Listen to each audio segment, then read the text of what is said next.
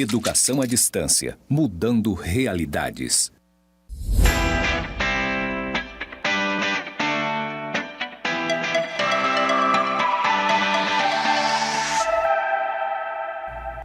Olá, alunos! Sejam bem-vindos à nossa quarta aula de Gestão da Produção e Logística. Hoje nós vamos falar do controle e planejamento da produção. E como nós não poderíamos deixar de falar, vamos iniciar aqui falando do PDCA. Professor, mas PDCA eu já ouvi falar disso em gestão estratégica, em fundamentos da administração, é a mesma coisa? É a mesma coisa. O PDCA ele serve para ele é um norte que guia as 4 funções da administração, que é planejar, direcionar, checar e agir. E dentro do planejamento e controle da produção, existem essas mesmas funções. Então, quando nós olhamos para o PDCA, para o planejamento e controle de produção, nós temos uma primeira etapa, que é planejar. Nesse planejamento, nós estabelecemos um plano de ação, o que nós vamos fazer, quando nós vamos fazer, quais recursos serão necessários, quais pessoas irão trabalhar nesse projeto. E aí também nós podemos localizar problemas. Durante o planejamento da produção, nós podemos encontrar, por exemplo, um problema de um estoque que esteja baixo demais para iniciar a produção de um produto, ou de uma máquina que esteja com algum problema. Se nós vamos mudar a produção, vamos iniciar a produção de um novo produto, todo o maquinário deve ser checado para ver se está ok. Identificamos uma máquina com algum problema, precisamos resolver esse problema. Durante um tempo eu trabalhei em uma indústria madeireira e durante a época da chuva, essa indústria parava, porque não tinha como trazer madeira das reservas. E quando iniciava um novo período, começava a secar as estradas, ia começar novamente a produção, era feito um planejamento para iniciar isso. Então ia ver se todos os funcionários que eram necessários ainda estavam trabalhando na empresa, porque nesse período que ficava parado, era dado férias coletivas, então alguns funcionários se desligavam e era preciso contratar outros. Era verificado todas as máquinas, feita uma limpeza, lubrificação, eram testadas as máquinas se elas estavam funcionando adequadamente. Isso é um planejamento para iniciar mais aquele ciclo de produção. Depois disso, nós temos o direcionamento. Vamos executar esse planejamento. Dependendo da indústria, ela pode ter uma execução mais complexa ou mais simples.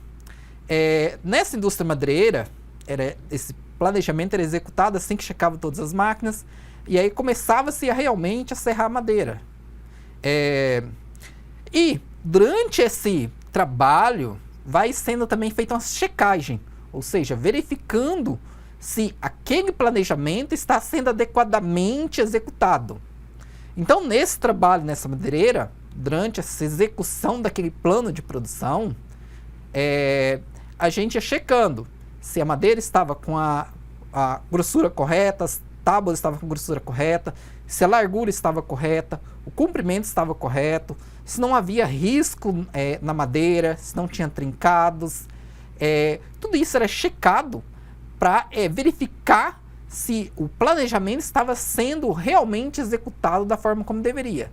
E era também feita uma checagem de quantidade. A gente começava a produzir, era cortado várias espécies, e aí quando começava a cortar uma espécie de madeira, digamos, cumaru, tinha uma quantidade que deveria ser produzida. Então tinha que ter uma checagem para saber se já tinha sido atingida aquela quantidade. Caso não tivesse, continuava a produção. Quando aquela quantidade atingisse, parava essa produção. E aí também temos a ação. Por quê? Se a gente chega lá, nesse caso dessa madeireira que eu trabalhei, a gente chegou lá e verificou que a grossura das tábuas estava um pouco maior do que deveria. Opa, então a gente precisa ajustar a bitola da madeira. Essa grossura a gente chama de bitola. A madeira está saindo com riscos. Tem que verificar a causa e corrigir esse problema. a madeira está desalinhada. Temos que verificar esse problema e corrigir. Então, essa etapa de ação é a correção desses problemas. E esse ciclo continua sempre. Por quê? Você planejou o corte de um lote de madeira, terminou aquele lote, você vai planejar um novo corte, assim sequencialmente. E durante todo esse período de produção, você está direcionando, ou seja, executando o plano, checando para ver se há divergência do que foi planejado e corrigindo as possíveis divergências que houver. Então, o planejamento da produção, ele é uma função administrativa que determina antecipadamente quais são os objetivos a serem atingidos. Então, nesse planejamento você vai olha, o que é que eu quero atingir? Se você vai produzir madeira, por exemplo, que tipo de madeira eu quero cortar, o quanto, quais são as bitolas. E às vezes entrava um plano de produção de madeira que um cliente solicitava e aí ele queria só uma espessura de madeira. Por exemplo, ele queria só uma espessura de prancha de 6 centímetros de largura. Toda a madeira que saísse que não se enquadrava nessa especificação, ele não iria comprar. Mas a gente não jogava essa madeira fora. As madeiras que não se encaixassem nesse plano de produção, a gente já cortava ela com outras bitolas, outras larguras que iriam ser vendidas para outros clientes. Só que daí a gente controlava a quantidade produzida, não por toda a madeira serrada, mas por aquela quantidade que o cliente pediu. Então, se o cliente pedisse lá, digamos, 1000 metros de prancha de jatobá de 6 centímetros, a gente ia controlar até atingir esses 1000 metros de jatobá. Os outros cortes deram 1500. Tudo bem, mas a gente iria controlar por essa quantidade de prancha de 6 centímetros. E o planejamento ele está sempre voltado para a continuidade da empresa. Ele está sempre focado no futuro. E a importância do planejamento é que, sem o planejamento, a empresa fica perdida. Nessa empresa que eu trabalhei, vários clientes solicitavam vários cortes de madeira, de várias bitolas, e esses clientes iriam sendo atendidos.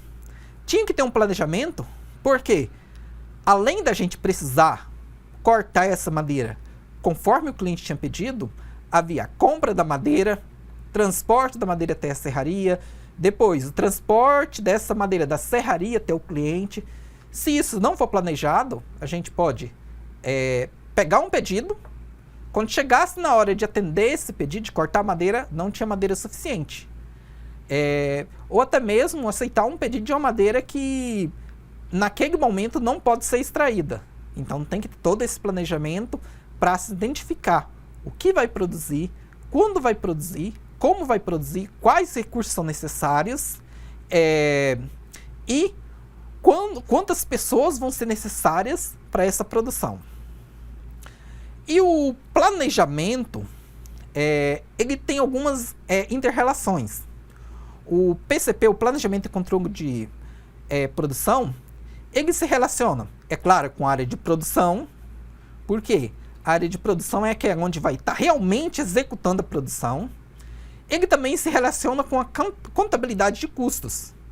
Por quê? A contabilidade de custos, ela mede o custo da produção. Ou seja, custo da matéria-prima, custo de diretos, custos indiretos.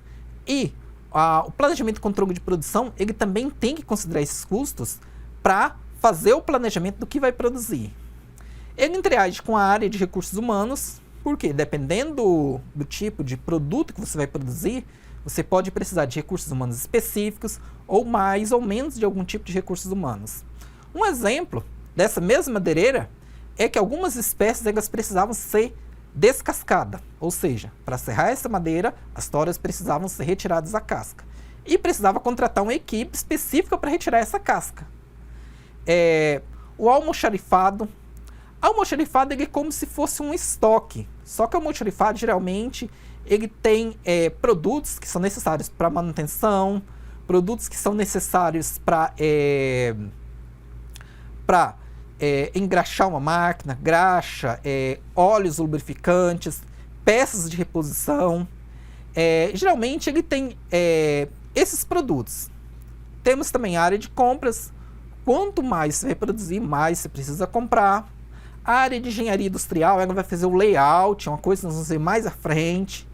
Vai definir o plano de manutenção de máquinas. Temos também a área de vendas. A área de vendas vai vender os produtos e você não vai produzir para deixar produtos parados, você vai produzir para vender. Temos também a área de finanças. A área de finanças, por quê? Para você comprar estoque, você precisa de dinheiro. Você precisa de dinheiro para pagar os funcionários. Você precisa de dinheiro para levar esse produto até os clientes.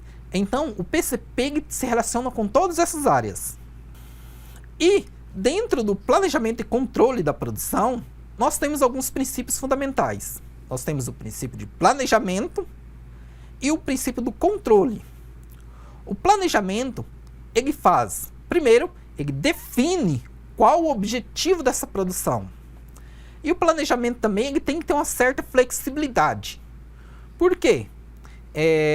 Se eu vou fazer algum tipo de produto, é possível que eu tenha um limite em que esse produto pode variar. Por exemplo, eu posso, quando eu trabalhar nas serrarias, a gente vai cortar uma prancha precisamos tirar a prancha de 40 centímetros, pode ser que essa prancha tenha uma limite de tolerância de 3 milímetros. Então, se a prancha tiver 43 milímetros, ela vai ser aceita. Se a prancha tiver 37, aliás, se a prancha tiver 40 centímetros e 3 milímetros, ela vai ser aceita. Se a prancha tiver 39 centímetros e 7 milímetros, ela também vai ser aceita. Então, esses 3 milímetros é o limite de tolerância. Há uma flexibilidade do planejamento.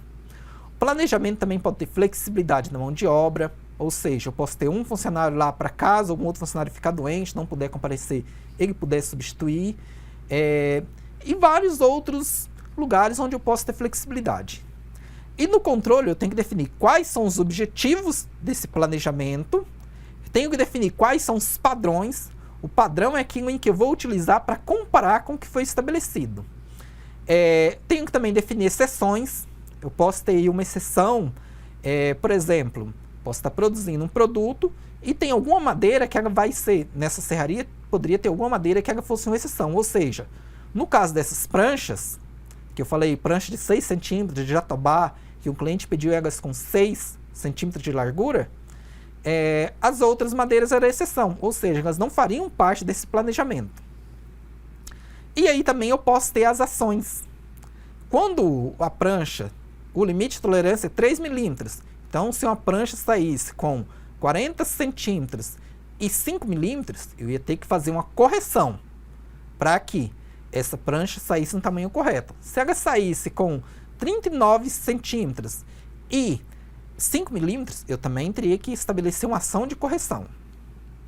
Então, o PCP ele baseia em princípios e não leis. Por que princípios? Princípio é quem que orienta a ação. Já uma lei não, uma lei determina que deve ser daquela forma. Por que princípios? Porque dependendo da empresa, isso pode ser flexibilizado ou não. Eu falei que existia um limite de tolerância na madeira, que você poderia ter 3 centímetros. Já posso ter outra empresa que não tenha limite de tolerância nenhum. Aquilo tem que ser exatamente como foi determinado. Por exemplo, eu posso ter uma prótese dentária que o limite de tolerância dela seja 0. Ou um equipamento, um chip, que ele tem que ser menos do que milímetros. Nanometricamente correto. Então, o limite de tolerância para você colocar os cristais de silício no chip é praticamente 0. Há outros produtos em que eles podem ter limites de tolerância ainda maior. Então, quando se trata do planejamento da produção, o PCP vai utilizar esses princípios fundamentais para planejar e controlar a produção. E aqui nós temos as fases do PCP. O PCP ele começa com um projeto de produção. Então, nós recebemos um pedido de produção de madeira nesse caso, e após receber esse pedido, a gente vai iniciar essa produção. Só que, antes de iniciar essa produção, nós precisamos passar por algumas etapas. Precisamos verificar se a madeira, as toras existem, no pátio da serraria.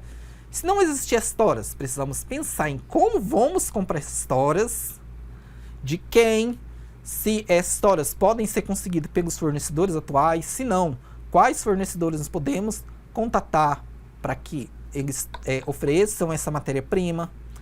Precisamos verificar que tipo de serra vamos precisar utilizar nessa madeira.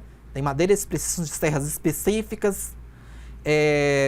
Também precisamos verificar a legislação. Algumas madeiras têm alguma legislação específica para você trabalhar com elas. Precisamos verificar se precisamos contratar alguma mão de obra específica para serrar essa madeira. Tem madeiras que elas são moles, então a gente conseguia serrar muito mais madeira no dia. E essas madeiras elas precisavam ser organizadas. A gente chamava de pacote, mas era uma pilha de madeira organizada para que pudesse ser colocado no caminhão. Então, se a madeira é mole, iria cortar mais. Então, precisávamos contratar mais pessoas para organizar essa madeira para o transporte. Já uma madeira dura, precisava de menos pessoas. Então, quando era madeira mais difícil, mais dura de serrar, apenas aqueles funcionários que já eram contratados normalmente pela serraria davam conta. Quando era uma madeira mais fácil de serrar e queria produzir mais, a serraria tinha que contratar funcionários adicionais para trabalhar nessa etapa de empacotamento. E eu falei lá atrás também que tinha madeiras que precisavam ser descascadas. Se a madeira precisa ser descascada, precisava contratar pessoas para trabalhar, para realizar esse trabalho. E aí nós temos essa coleta de informações. Nós planejamos isso, aí nós precisamos coletar todas as informações de estoque, precisamos coletar informações de máquinas, às vezes nossas máquinas precisam de alguma adequação, precisamos verificar isso. E após ter feito esse planejamento, coletado todas as informações que precisamos, nós iniciamos o planejamento da produção propriamente dito. Então, nesse planejamento da produção, nós vamos formular um plano de produção. Então, quanto tempo nós vamos levar para fazer esse trabalho, quais funcionários e como vamos contratar esses funcionários, o quanto vamos produzir, quais as medidas, nesse caso da madeireira, quais as medidas de madeiras que vamos produzir. Se houver alguma madeira que o cliente não solicitou, mas que pode ser obtida, o que vamos fazer com essa madeira? Se já temos um outro cliente para ela, ou se ela vai ter que ficar em estoque. Depois nós implementamos esse plano. Na implementação, nós vamos passar as informações, alocar os recursos. Então vamos fazer os contratos para a compra da madeira, vamos contratar esses funcionários para trabalhar na produção, vamos regular as máquinas e depois vamos passar à execução, ou seja, aí nós vamos realmente começar a cortar essa madeira.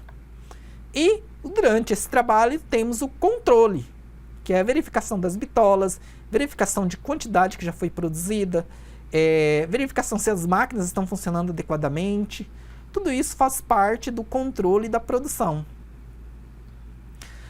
Eu estou falando aqui de um caso específico de uma serraria. Mas, professor, o senhor falou só de serraria? Isso aí vale para outro tipo de produção? Com certeza, isso vale aqui para qualquer tipo de produção. Inclusive, na nossa aula aqui, nós também temos um controle de produção.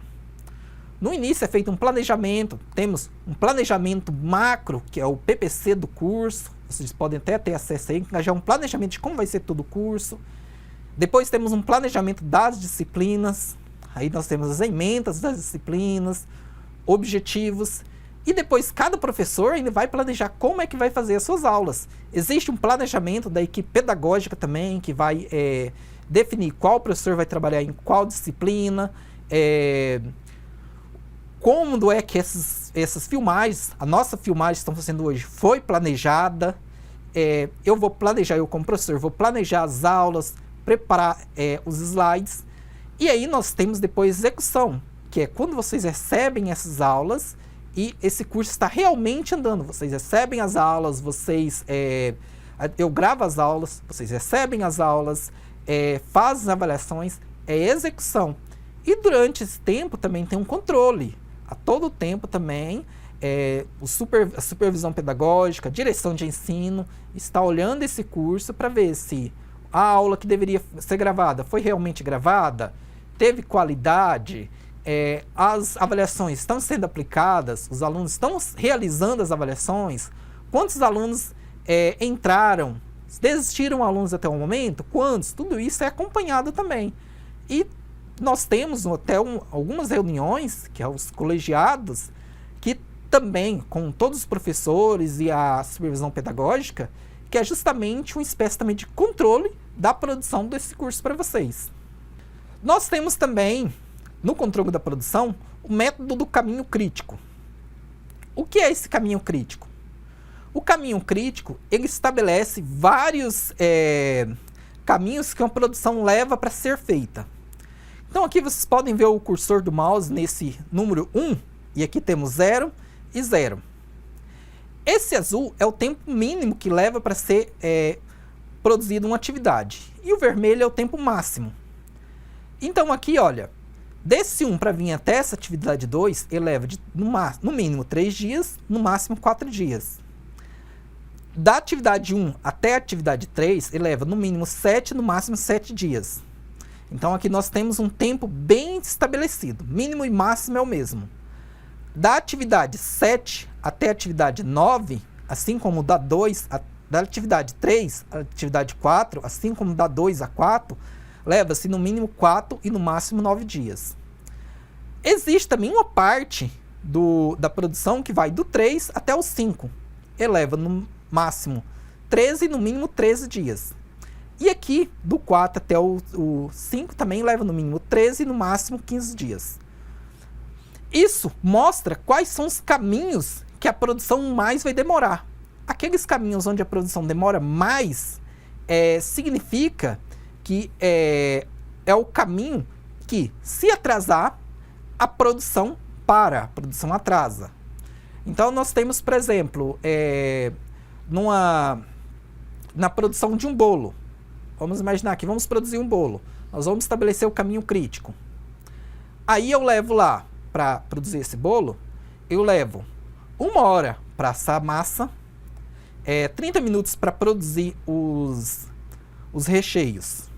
E depois eu tenho que rechear essa massa. Então nós estabelecemos aqui um caminho crítico. Olha, 1 hora para fazer a massa, 30 minutos para fazer o recheio. Se eu terminar o recheio antes de assar a massa, eu vou ter que esperar a massa ficar pronta. Por quê? A produção da massa é o caminho crítico. Ela demora mais tempo. Então, pensando nisso que eu vou começar primeiro, eu faço a massa, eu começo, bato a massa, coloco ela para assar, e aí enquanto ela vai assando, eu faço o recheio. Por quê? Mesmo que eu atrase a produção do recheio um pouco, eu ainda consigo acompanhar o tempo de produção da massa do bolo. Então, essa ferramenta do caminho crítico, ela é utilizada no gerenciamento de projetos. Ela é bem aceita como prática para ajudar a sequenciar atividades. Então, quando a gente vai sequenciando essas atividades, a gente vai estabelecendo esse método do caminho crítico e definindo quais são as nossas prioridades. Então, quando um projeto tem uma data de entrega e um número de tarefas que estão alinhadas, ele ajuda a definir o caminho e a linha do tempo projetado. Quando uma tarefa atrasa, ela geralmente leva ao atraso de todo o projeto. Se essa atividade for o caminho crítico, com certeza ela vai atrasar o projeto. Existem possibilidades de uma tarefa atrasar e não atrasar o projeto? Sim, se ela não fizer parte do caminho crítico. Alguns projetos possuem vários caminhos, enquanto outros têm apenas um único caminho crítico que precisa ser identificado. Eu gosto muito de cozinhar. E todo ano, no meu aniversário, geralmente eu faço um bolo. Eu faço meu bolo de aniversário. E aí, quando eu vou começar a fazer esse bolo, eu tenho já toda uma sequência planejada. Primeiro eu bato a massa, coloco a massa para assar. Enquanto a massa vai assando, eu preparo o recheio, coloco o recheio para cozinhar. Enquanto isso, a massa já está terminando de assar, tira o bolo agora já assado para esfriar. Enquanto isso, eu bato o chantilly, que é o recheio. Quando eu terminei de bater o chantilly, eu volto o chantilly para a geladeira para ele gelar. E aí a massa já está fria, o recheio já está no ponto também. Aí eu posso rechear o bolo e depois colocar a cobertura, que é o chantilly. Então, veja só que eu estabeleço as atividades numa sequência. Por quê? Se eu não fizer essa sequência, eu posso colocar os recheios para cozinhar, aí vou preparar a cobertura e depois colocar o bolo. Imagina o tempo que eu vou perder nisso. Para mim, até que isso não seria poderia não ser um prejuízo tão grande, eu só perderia tempo. Mas imagine uma indústria, o tanto de dinheiro, com mão de obra, com máquinas paradas que estaria sendo desperdiçado. E aí nós temos também o MRP, Manufacturing Resource Planning. Esse MRP é um sistema de software que auxilia no planejamento e controle da produção. Então ele auxilia na projeção de demanda, no estabelecimento de níveis de mão de obra. Quando quando ele já está todo configurado, você estabelece quanto você quer produzir, o tempo que você quer levar para produzir, e esse sistema já vai te dando esses detalhes. Olha, para isso vai precisar de tantos funcionários, vai precisar de tanto de matéria-prima, essa matéria-prima tem que estar aqui em tais datas. Ele pode, inclusive, estabelecer, se eu vou produzir um produto durante 6 meses, eu não vou armazenar toda a matéria-prima de uma vez só. Ele pode estabelecer, inclusive, um plano de entrega, um cronograma de entrega de matérias-primas, de acordo com as especificações que foram dadas para ele.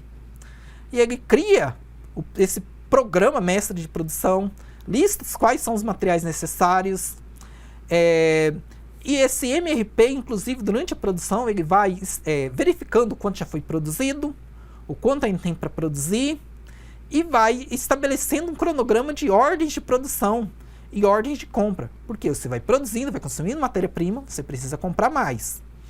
E ele também gera relatórios, desempenhos, se os produtos estão sendo adequados, se está produzindo a quantidade que havia sido planejada por dia, inclusive exceções, ou seja, aquilo quando um produto não saiu muito conforme especificado. Então esse MRP faz parte de todo o programa de produção. Ele integra os estoques, materiais, componentes, inclusive um MRP, se ele for adequadamente planejado, ele pode inclusive estabelecer cronogramas de manutenção. Então dentro desse programa mestre, ele já pode estabelecer lá, olha, durante tal data, tal máquina vai ter que parar durante 30 minutos para inspeção. Tal máquina vai ter que sofrer uma manutenção planejada em tal data. Ele já pode até mesmo estabelecer esses fatores. E quando ocorrer alguma quebra de alguma máquina, ele já pode ajustar essa produção, já estabelecendo um novo cronograma de ordens de compra de matéria-prima, estabelecer um novo cronograma para contratação ou desligamento de funcionários, caso isso seja necessário. E a nossa aula era isso. Espero que vocês tenham entendido como funciona o PCP e quais são as vantagens de você ter esse software de MRP em uma indústria ou em qualquer outro setor de produção.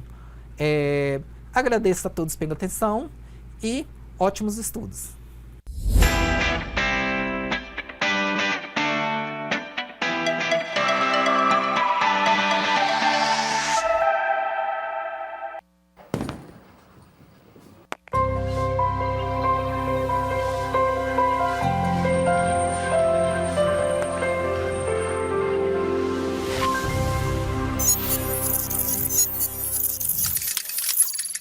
Educação à distância, mudando realidades.